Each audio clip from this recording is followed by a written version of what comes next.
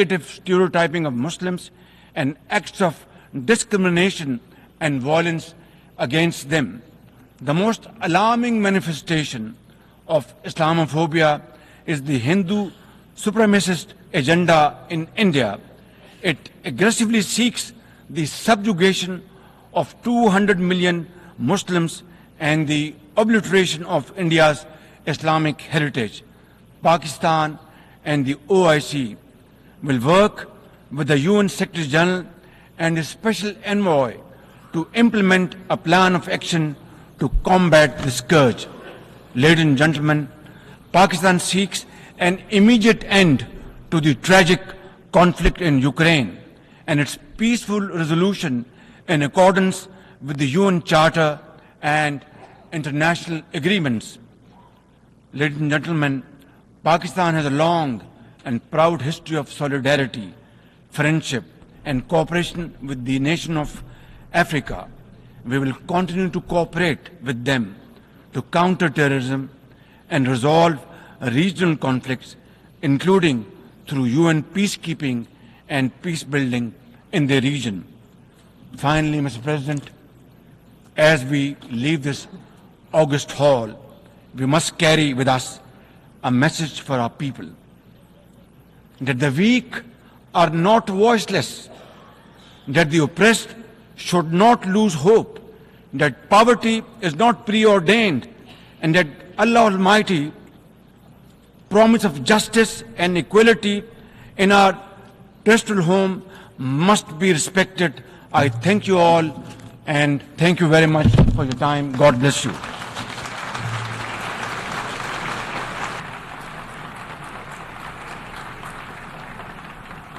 On behalf of the Assembly, 1967 borders with Al-Quds Al-Sharif as its eternal capital, and to advance the goals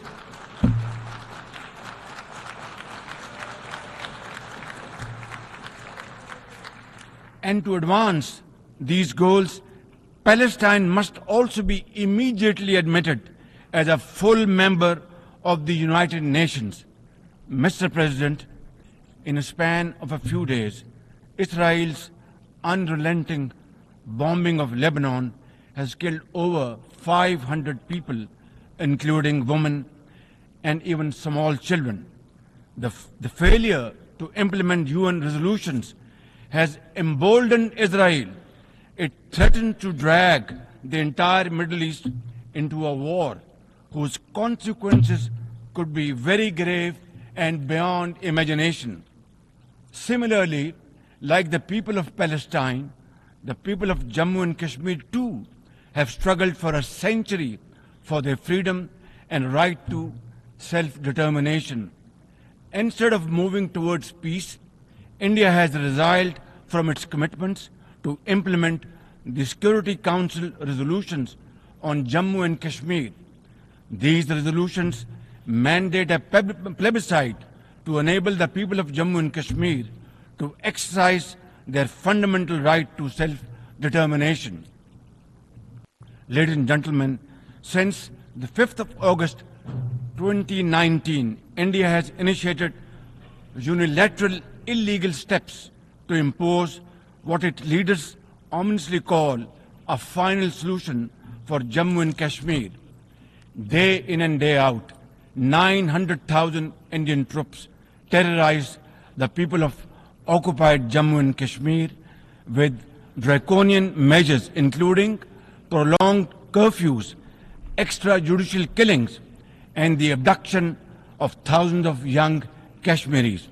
At the same time, in a classic settler colonial project, India is seizing Kashmiri lands and properties and settling outsiders into occupied Jammu and Kashmir in their nefarious design to transform the Muslim majority into a minority. This hackneyed tactic is employed by all occupying powers, but it has always failed. In Jammu and Kashmir too, it shall fail by the grace of God. Ladies and gentlemen,